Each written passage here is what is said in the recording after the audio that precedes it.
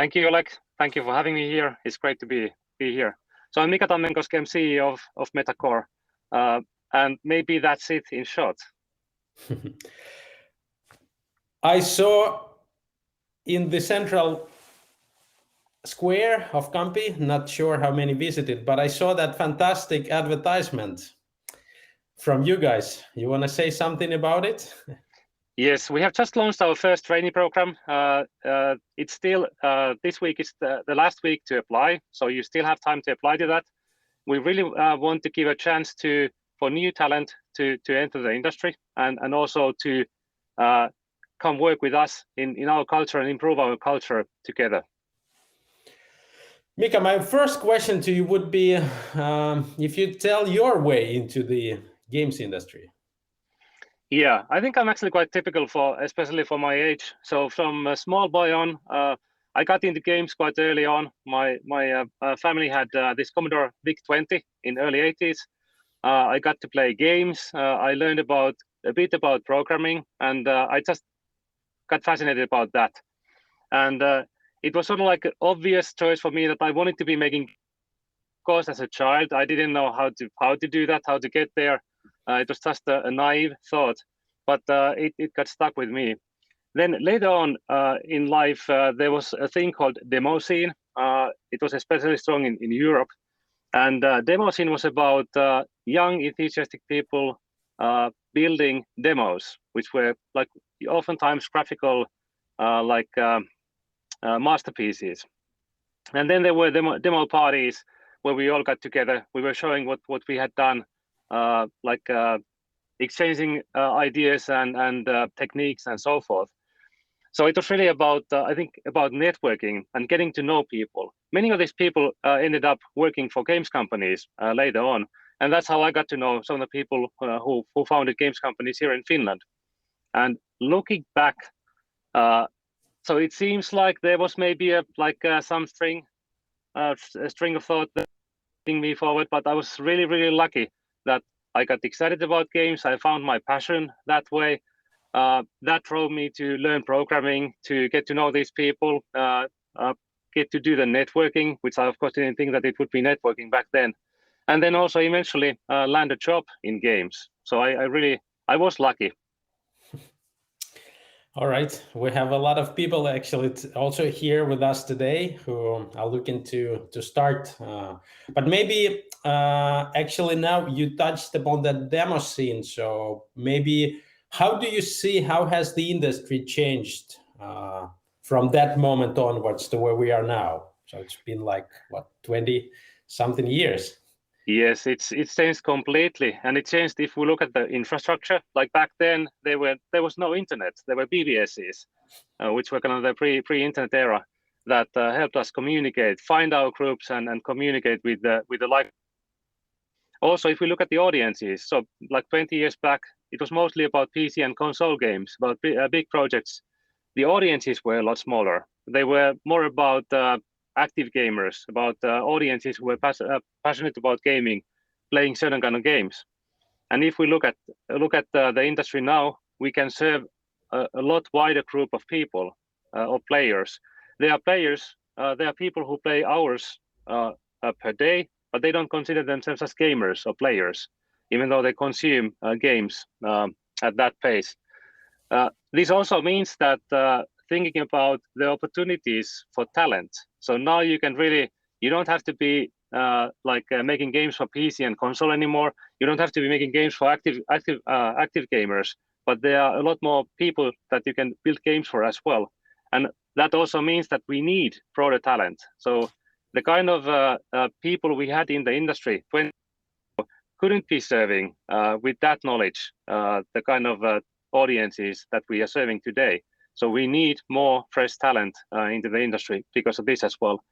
Also, there's been a lot of change in the past 20 years, but I believe that change is also, it continues. So if we look back 20 years from now, I wouldn't be surprised if we see as big of a change looking 20 years back then than we are seeing now. So it's really, really exciting times. Then my next question would be, what motivated you, or how did you start Metacore?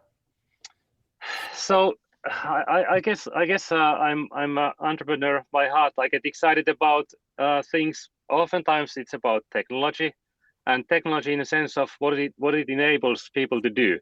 Oftentimes when there are new platforms being born, games are one of the first killer apps, and that's what's but I think the older I've been getting, the more experience I have, the more excited I get about serving audiences, making games, great games for people, and really starting from the needs of the people. What are they looking for in games, and what how can we best possible way serve them? So that's been the key driver. Also, another one is I'm a creative person myself, and we want to create the best place for creative people to express themselves, to be creating these games. So, of course, the environment that we are aiming to create for making games is also really important for me. Actually, this was my next question I wanted to ask is that how do you create that environment, and maybe is there a special like a company structure or that you pursue to enable that creativity?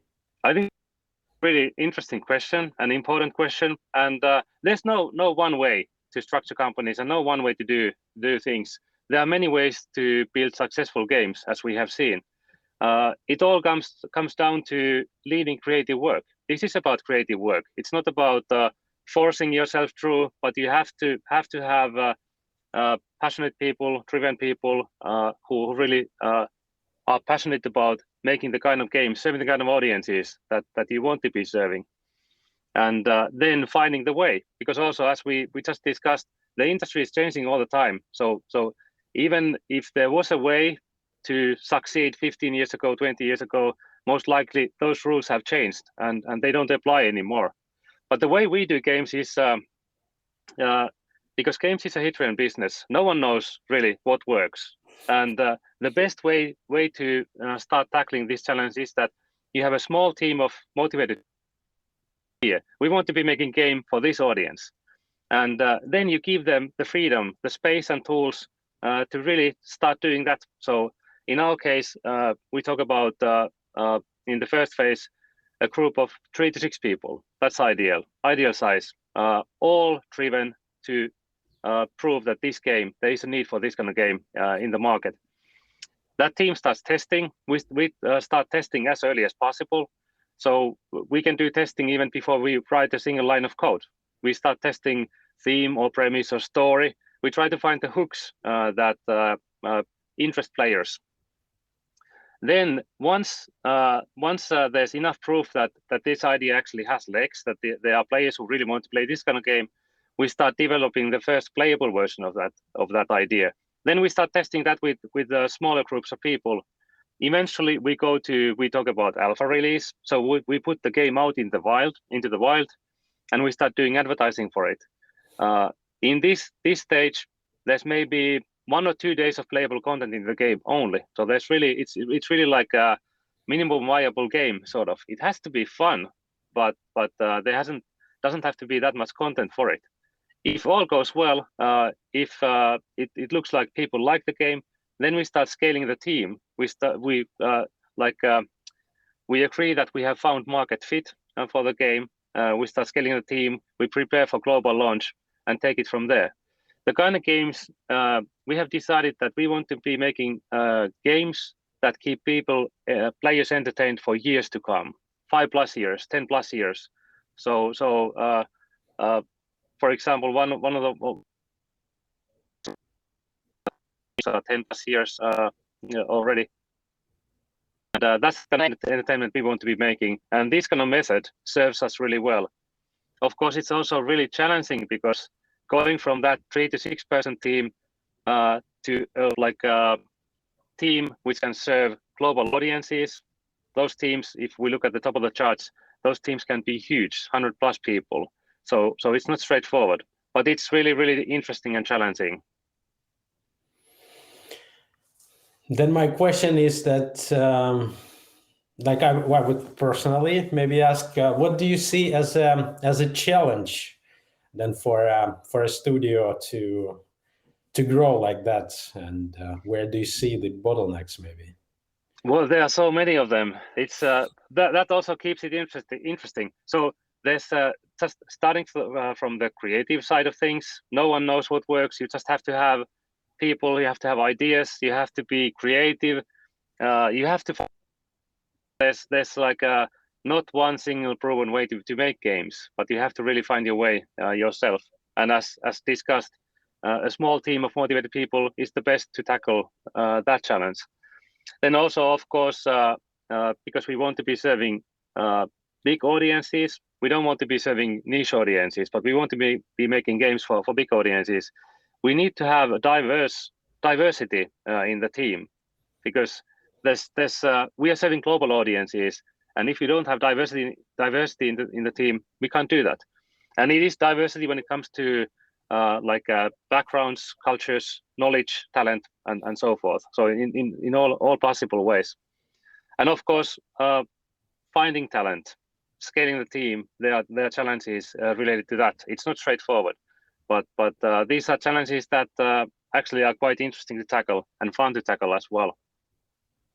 Yeah, you've been growing quite fast, and what can I say? I mean, I really appreciate, because I know that there's a lot of people who want to start the games industry with us today.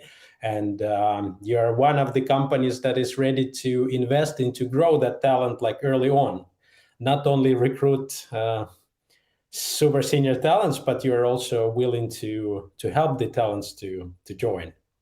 So that's very interesting. I want to ask you then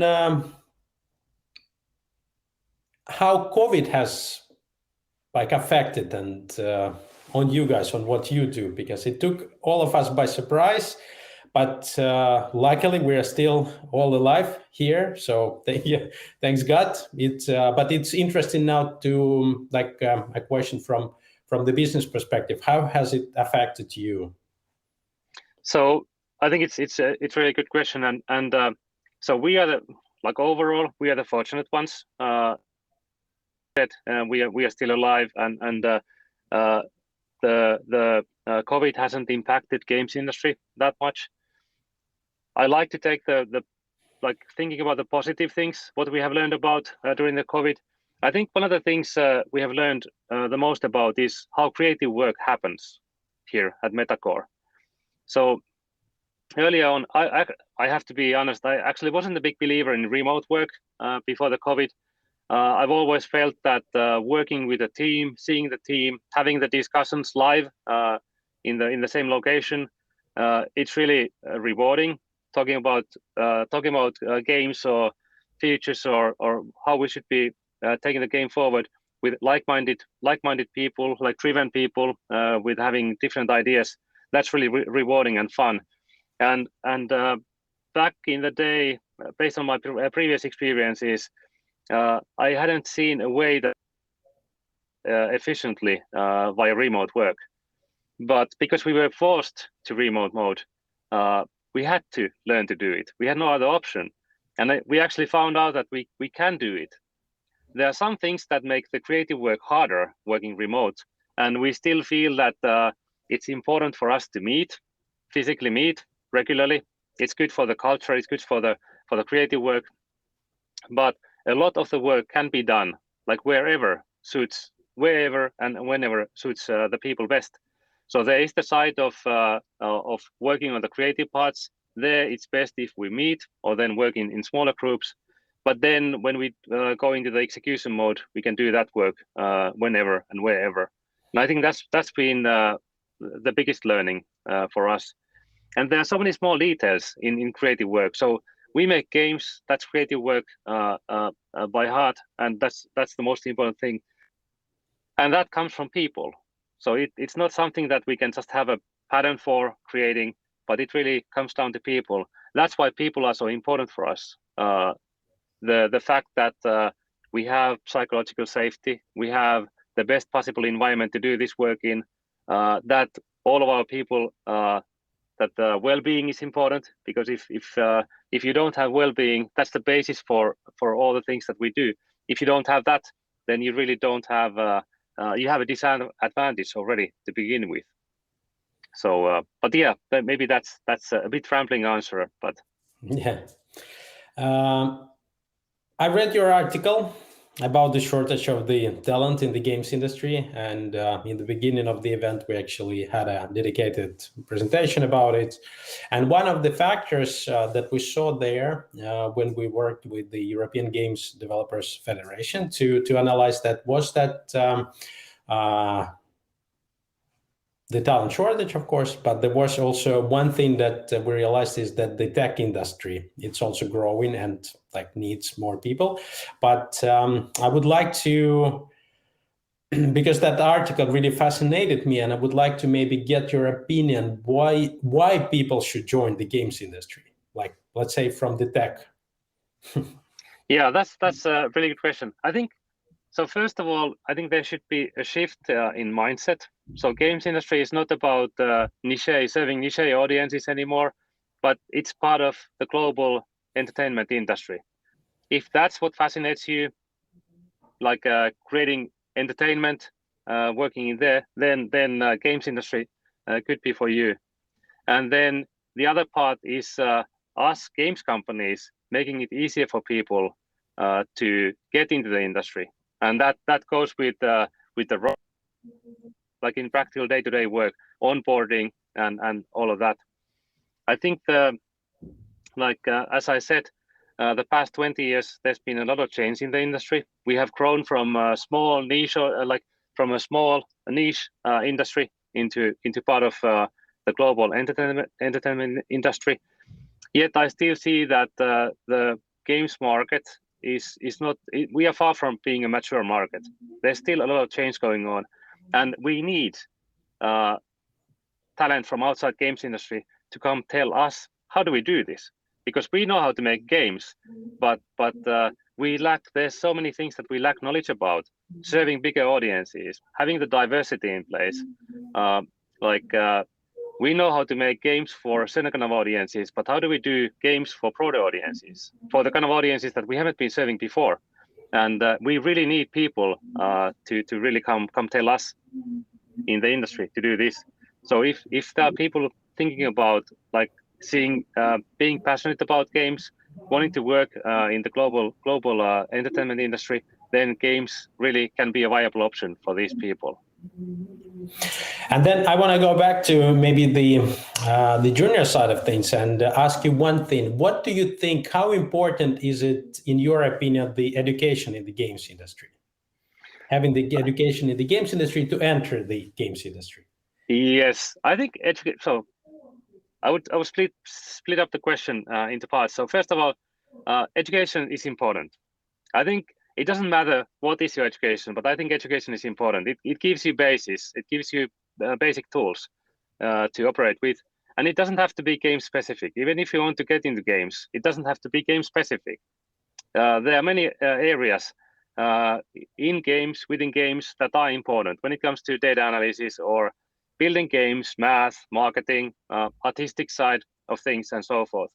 And I guess normally I'm not the best person to give advice, but I guess in this case, I'm a university dropout, and quite a few times I've regretted that I didn't complete.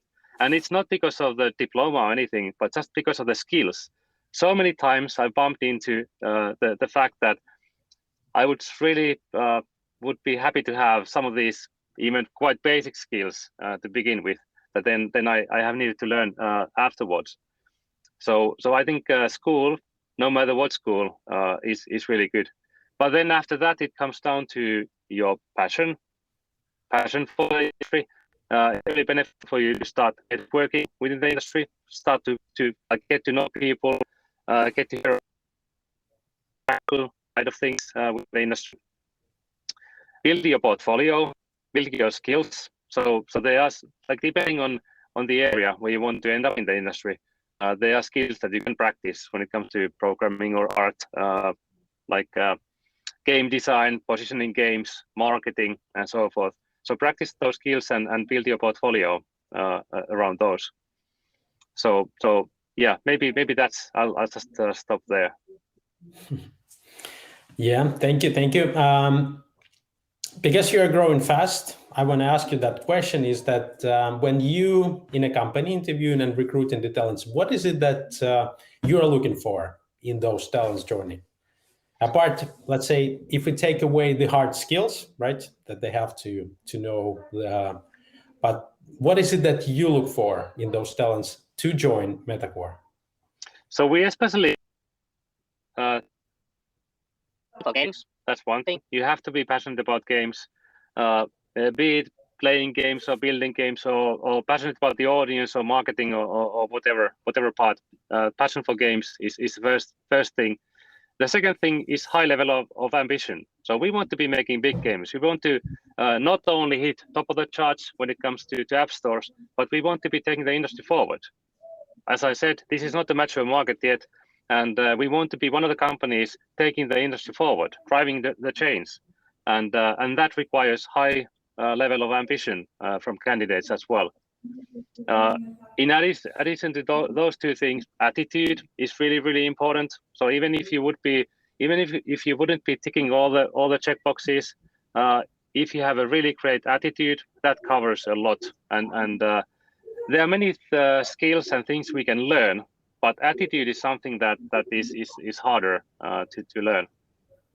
Then, of course, like what we are looking at in candidates, there is either work experience or portfolio. I mentioned portfolio many times, but portfolio is a great way for the candidates to show their skills and also what they are interested about, what is their passion.